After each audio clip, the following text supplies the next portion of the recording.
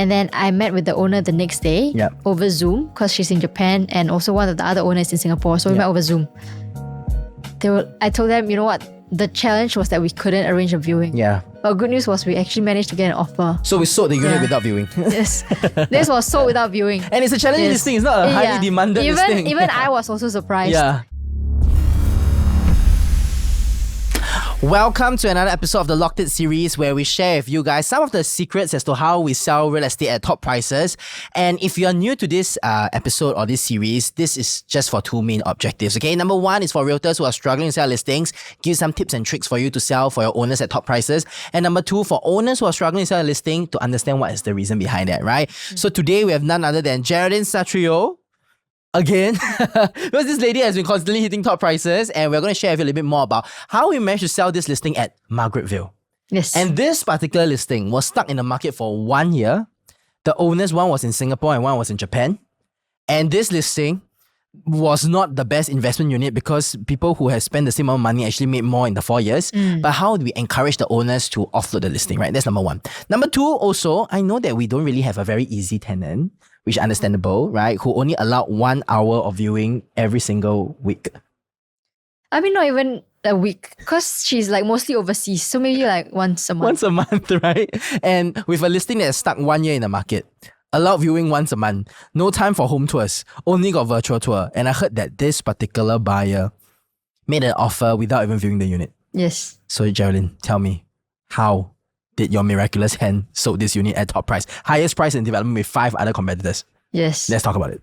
Yeah, so background about this unit, it's actually a 2-bed, 1-bath, 657 square feet in Margaretville. 2-bed, 1-bath? Yeah, 2-bed, 1-bath. No. Actually, location-wise, it's like amazing. Beautiful, but 2-bed, 1-bath? Yeah. Hard to sell, right? I think because of the price difference to a 2-bed, 2-bath, people would generally go for a 2-bed, 2-bath. Yeah.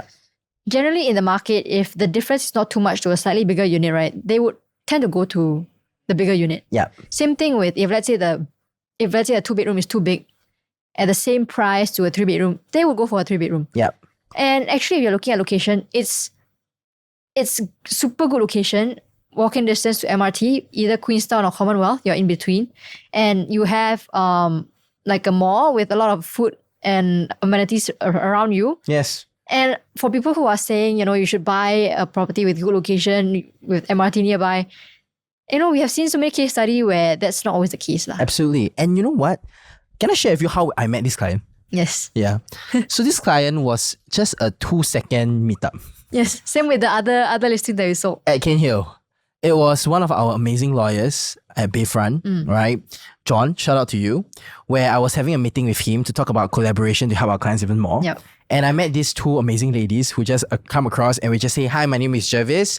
And then I got to know these two ladies and they say, actually both unit has been stuck in the market for a year and we can't sell. Do y'all do selling? We say yes. And that's how we got the listing. Yes. It's really God's grace lah. But anyways, I understand that this owner, when I first met her, she was a little dejected really. Because she was so demoralized that, you know, honestly, I know this feeling. Mine was a 2-bed, 2-bath initially at Twinview. And it took me 6 months to sell it. And now a 2-bed, 1-bath, 1 year with 5 competitors, right? So what were some of the challenges that we faced besides the 2-bed, 1-bath and the 2-bed, 2-bath being the same price? What other challenges do we have?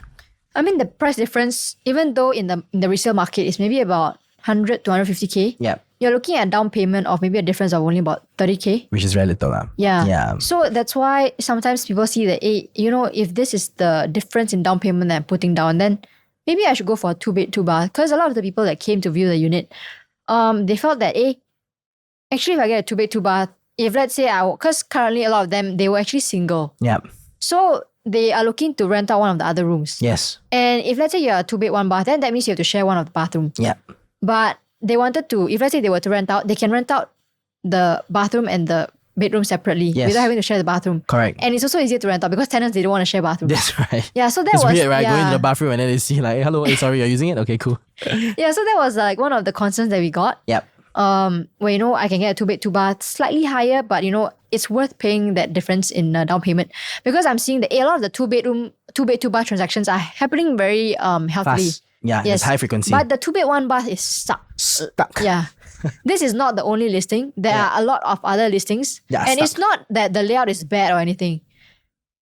View is amazing. Yes. Layout is very squarish, floor was it on? efficient. 37th floor. Beautiful view. City view. Super amazing view. Yeah. Some slight western lah. Yeah, 100%. Yeah, but it's not too bad. Yeah. Yeah. So what did you do when you first took up the listing? I mean, you knew the challenges. I remember when you talk about it, you're like, 2 bed, 1 bath. 1 year in the market. Jarvis, why is our listing always stuck before we sell it? And you did it at top price, right? So can I understand a little bit more? What did you, how did we educate the owners first about their pricing? Yes. And maybe what did we do, because we can't have a home tour, right? And how did we then set the best first impression for our future buyers? Yeah. Yeah. I remember when I first met with the owners over Zoom, because one of them was in Overseas, right? Japan. Yeah. She was like, I give up. I give up. I don't know what to do. Like, why is no one buying my unit? Like, what's wrong with my unit? Yeah. She's like, it's stuck in the market for 1 year. Yeah. I was like, don't give up. I was like, don't give up. I was like, all these things can sell. Sometimes it's always about the pricing. Don't give up, or don't find us only after 1 year is stuck. Yes. Yeah. Don't give up. Okay. And I remember they were looking at about 1.48. And I remember we started listing at about 1.4. Actually, the price is actually still quite reasonable. But the challenge is that because other listings, they are already desperate in the market. They are trying to reduce all their prices lower and lower. Yes. So, okay, we tried to ask for 1.48. But the challenge is we also have a lot of new launches in the market in that area that just TOP. So you're looking at a lot more competitors than the 5 other listings that's currently in that development. Yeah. You're also looking at Sterling Residences. Yes. You also have Queen's Peak. Yes. You have Commonwealth Towers. Yes. All of these other surrounding developments as your competitors. Yep. Yeah. So at that time, I remember we had these 2 different packages. The owner themselves mentioned that the house is actually nice for a home tour. Yeah. But of course, again, if it's tenanted, we always need to get the tenant's permission. So I remember the tenant, they gave us about 1 to 1.5 hours for the marketing shoot, and that's not enough for our home tour. Yeah. So what we had to do was to do a virtual tour, and we also did a professional photo shoot for the unit. Yes. So actually, our operations for all our listings is the same. Yeah. It's just that sometimes You have to some be units flexible. we try to customize a little bit depending on the listing. Yes. And especially for luxury listings, we try to do a little bit more of offline outreach. Yeah. Yeah, but for, let's say, mass market listings, our operations is the same for all listings. Because we have tried and tested these operations constantly get good price. So we don't want to reinvent the wheel again, right?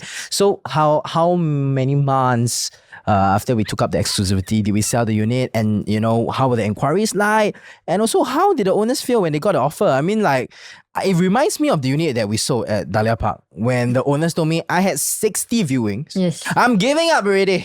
That's it. My best friend tried. 0 offers. And we did it in 1 viewing, right? So sometimes I want to know, how did the owners actually feel when they get it? I'm more excited about that. But let's talk about the whole process. How many inquiries we have? I remember we had inquiries coming in, but because the tenant is a student and she's not a Singaporean, so half of the time she's like overseas. So whenever I'm asking for a viewing request, it has to be delayed for like maybe 2 weeks, 3 weeks. That's a problem. Yeah, and because the buyer must be willing to wait for 2 to 3 weeks and cool down. Yeah, I mean, sometimes buyers don't even want to wait that long, right? They're like, okay, I'll forget about this listing, let's move on to another listing. But it's always about how you can keep them warm while waiting for that viewing to happen. Yeah. And for this buyer that made an offer for this unit, they were like, can we view the unit? I was like, yes, but it's going to be 1 month later. But of course, I was thinking of a different way of how I can show them the unit lah. And I remember, since we did a virtual tour, Yes. I was like, you know what? Why not I meet you at the development? Yes. I'll show you the key information about this development, surrounding location. And we have a virtual tour, so I can actually show you the Which is unit. enough. Yeah. And the virtual tour is the actual condition of the unit because we just took it like maybe 2 months ago. Yeah. Yeah, so I remember the next day I met with the buyer and the buyer's agent. They brought a checkbook down. Yeah. I showed them the virtual tour. Yeah. I explained to them the layout, and they saw the virtual tour. Why so many shoes? How many people are staying in this house? Yeah. Just one. Yeah. Just one female student who Who loves loves fashion. yeah, Yes, who loves fashion. Yeah. And yeah, so I was showing them the virtual tour, walked them around, and also showed them, we had the information kit where we actually show them the surrounding location and also the comparison on the floor plan with some other new developments. Competitors. I think the key thing is the CMA, right? Which is the competitor market analysis, right? Where we show and then we show them, this is the best unit they should consider. Yes. Yeah. Yes, floor plan wise, why is ours better? Even if you get like maybe a 2 bed, 2 bath. Yeah. because the 2 bed, 2 bath, maybe the living room is actually a lot tighter Yeah. and you cannot put a 3-seater couch. Maybe Yeah. only a 2-seater couch. Which is a So challenge. yeah, so this was how we actually showed them the difference from our information kit. Yeah. Which actually provided a lot of assurance for the buyer. Yeah. Yeah, one of the concerns they had was, what if the unit doesn't look like what it looks like in the virtual tour? Yeah. Because you never know, maybe the condition True, right? changed. Yeah. One hole in the ceiling, one hole on the floor. Yes. So many things can happen. Yes, and they so- viewed the unit later on, right? Yes. So how long later did they view the unit? So I managed to get an offer in on that day, Yeah. A check. a check offer. And then I met with the owner the next day Yeah. over Zoom because she's in Japan and also one of the other owners in Singapore. So we Yeah. met over Zoom. I told them, you know what? The challenge was that we couldn't arrange a viewing. Yeah. But good news was we actually managed to get an offer. So we sold the unit Yeah. without viewing. Yes. This was sold without viewing. And it's a challenging Yes. listing. It's not a highly demanded listing. Even I was also surprised. Yeah. Yeah. But I mean, these are creative ways you can always think of. And not when only that, it's I think it's talented. also the aggression in wanting to get the check. Right? Because people would have rejected ourselves, agents would have rejected ourselves in saying that no viewing, challenging tenants, stuck in the market for 1 year, 5 competitor listings, 2 bed, 1 bath. Never mind, I just put it at the back burner. I'll focus on it when there's an offer that come in. Or maybe I just reduce the price all the way, right? But we're just so obsessed to get that listing. I don't know why. I think this is just a natural gift that we have. Like, we're just so obsessed to solve a listing that is so hard to sell. That's the reason why we're getting a lot of unsellable listings. And just to hit it at the top I don't price. want unsellable listings. But we did it, right? So so the check came in and the owner, how did the owner feel? I mean, the owner's like, I told them that we couldn't arrange a viewing for this buyer, Yeah. but we're going to offer. They were like, How? you can offer? What offer? And then I was like, a check offer, like a check offer to your name. And then they were so happy because it's been 1 month, 1 year in the market, and Yeah. they've always been wanting to look for matrimonial home for their own stay. Yeah, Because they bought finally, this for right? investment. Yeah. And they wanted to buy a place for their own stay, but because their names are stuck in this property, It's like a they are not young able- couple, yeah. right? That just bought an investment property. And I understand that feeling, right? Like when I opened my first unit, right? I was like, I'm not going to stay here. And then I can't sell it. And then I'm stuck. I have to explain to my wife why we're not going to get married. My then girlfriend, my ex-girlfriend, why are we not getting married? And then Now waiting, wife. now wife, yeah. And then waiting for it to sell. And then it's like 1 year, no one want. Wow, you feel very sad, one. Yes. I believe they feel very happy. Yes, that's why when they first met me, they were like, we're giving up already. We're giving up. Yeah. We're giving up. Yeah.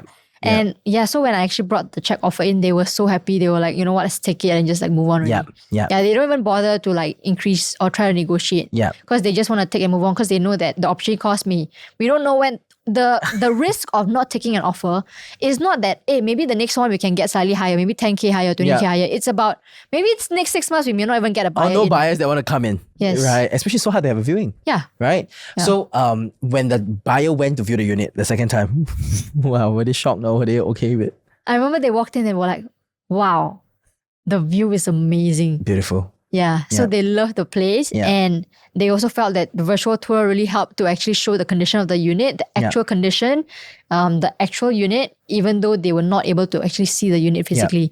And I remember this was after they signed the option. Yeah. So the owner was in Japan. We actually banked in the check. The check bounced, no idea why, but then we managed to get the transfer in immediately. Yeah. So after that, the owner actually signed the option, came in From Japan. from Japan. So we came in. mailed the OTP to Yes. Japan and the No, no. OTP came back. The owner printed the OTP owner in Japan. printed, sent it to Singapore. Thank you, And owner. then we brought it to the buyer. We did the physical viewing. Yeah. And I remember that this offer was really good because timeline wise, right, it matched the tenancy well. Yeah. Because the moment the tenancy ends, I think about a few days later is the completion date. Beautiful. So they didn't have to actually fork out additional cash for the monthly payment. Yeah. Yeah, beautiful. And it means that the owners not only sold at the top price in the development, they beat 5 listings, other listings, offloaded unit 1 year, sold this listing without viewings, just through a virtual tour, Yeah. and also didn't have to pay any extra mortgage because their rental is covering the mortgage Yes. till completion. Yes. Right? And how's the owner now? Are they looking for a matrimonial home or what is happening? Yes, they are looking for a 3-bedroom now in the east. Nice. Finally, They'll be our neighbors. yes, after 1 year. After 1 year. Finally, after And 1 you know, year. in the East, in 1 year, the prices have already appreciated $200,000 plus to $300,000. yeah, That's the yes, opportunity it's cost. crazy. I mean, looking at a 2-bedroom versus a 3-bedroom, if you're looking, usually bigger units they appreciate More. much more than a Yeah. smaller unit. That's why, you know what, just take and move on. Yeah, Yeah. great. Okay, so any other things that you think that we did well for this entire transaction, or maybe any things that you think the owners themselves did well in this entire transaction? Yes, I mean, I think some owners, even after 1 year, they are still very hard on the price that they want. Yep. They're like, no, I want to, even with getting an offer in, they always try to go for a higher price. Yep. But these owners, the good thing is they're very realistic and they're always looking at what can I get after selling this instead of, or maybe let's try to negotiate a little more. Yeah. Yeah. So sometimes we do have sellers who want to try push for a way higher price, but these owners, they're very realistic, take and just move on. Yeah. And one thing that I get it from you is also definitely a lot of times when we represent the owners, right, we feel that the bias is against us or the corporate agent is against us. Yes. But in order for a buyer or a corporate agent to encourage the buyer to make an offer even without a viewing, it means that there was a high level of trust that was already built between you and the buyer, and we didn't disappoint because when they entered the unit, it was the same condition and it was wow. Yes. So a lot of agents out there, please remember, put righteousness first, right? Be transparent with the buyers, work with the sellers to make this listing something that is sellable, and you can always hit the top price, right? That's it. Yes. No, I mean, I remember we were having like a bi-weekly or monthly update with the owner over video call because they are not in Singapore, so we cannot really meet. So we always have this bi-weekly or monthly video call with the owner to update what's the situation. Yeah. Because I remember previously with their previous agent, what they didn't know what was happening with the unit was because they were not getting any updates. And this is quite common when I always face clients who are selling their listings when they finally decided that, you know what, I'm okay to finally let you guys in to try, is that they never know what's happening with the unit. They don't get the update from the viewings that's happening on the ground. Yeah. And especially since this owner is overseas, they don't know what's happening, and it's always good to actually update owners what's happening, what's the main feedback that you're getting, how do what we are the improve pros and the cons, listing? how to improve.